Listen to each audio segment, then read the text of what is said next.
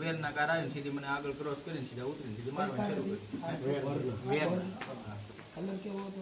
White colour હતો, black કાચ હતા. આશરે અંદર બેઠેલા માણસની સમજ ઘણા 4 જણા એમાંથી ઉતર્યા હતા. ચાર ઉતરી ગયા હા. તમે. અને તમને કે- જોઈ નહીં. કેમ અંદર મારો કેટલા હતા એ કાંઈ ખ્યાલ છે? એ નથી ખબર અમને. પછી ઓય સીધું કીધું કેમ મારો પીછો કરે છે એમ કરીને સીધા મને મારવા જ મળ્યા.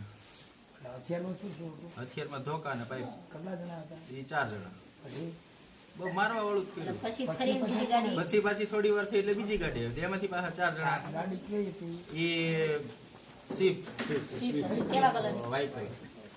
એમાંથી કેટલા જણા? એમાંથી 4 જણા હતા. ચાર જણા. એની બધા પાસે શું શું હથિયાર? ધોકા અને પાઇપ જ છે. બધા પાસે. હા. પછી તમને બરોબર ચાદી ક્યાં સુધી મળે? કેટલી મિનિટ ક્યાં ક્યાં ઘા કર્યા? શરીરમાં કોઈ ભાગ બાકી જ નથી રહ્યો. બંને હાથે બંને હાથ, બંને પાછળ એક જણો વિડીયો ઉતારતો હતો. કોઈ- આવેલા પૈકીનો? હા? જે આવ્યા હતા એમ 8 પૈકીનો એક વિડીયો ઉતારતો હતો. કોઈ 8 માંથી હવે કોણ? એટલે આમ હા. કોણ હોય?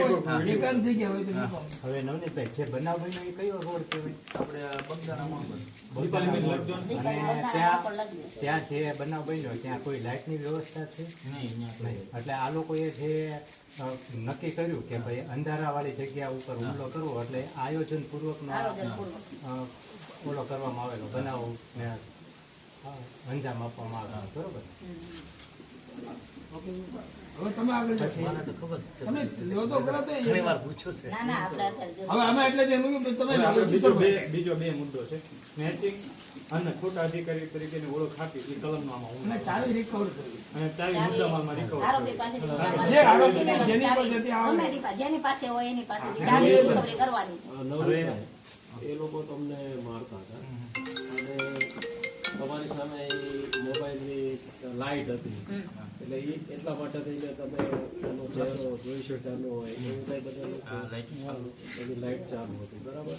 પછી એ આશરે ઈ મારવાનો જે હતું એમનો ઘટનાક્રમ એટલે લગભગ કેટલું આમ 5 મિનિટ બનાવ બનવાનો સમયગાળો 4-5 કેટલો? મિનિટનો તો 4-5 મિનિટનો અને એ દરમિયાન તમને આ બધી ઈજાઓ હા.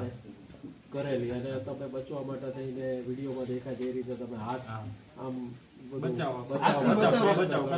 માથું અને અને એ દરમિયાન ત્યાંથી કોઈ પસાર થયેલું નહીં નીકળેલું નહીં. નહીં. પછી એમને તમને મારવાનું પછી બંધ તમે ક્યારે શું કર્યું? કર્યું? ઈ લોકો- મારવાનું બંધ જે આમથી કઈ ઓલી ગાડી આશ્રમમાંથી સેવા વાળાની નીકળી ગયા નહીં એમની લાઈટ જોઈ ગયા છે બરોબર. કારણ કે હું તો આમ કરી હતો પેલી સાઈડ થી ગાડી આવે હું ઓલી બાજુ ફરેલો હતો એટલે એ લોકોએ કીધું કે હાલો જલ્દી ફટોફટ હવે ગાડી કોઈ આવે છે. લાઈટના પ્રકાશ લાઈટ નહીં. કેવો આવતો?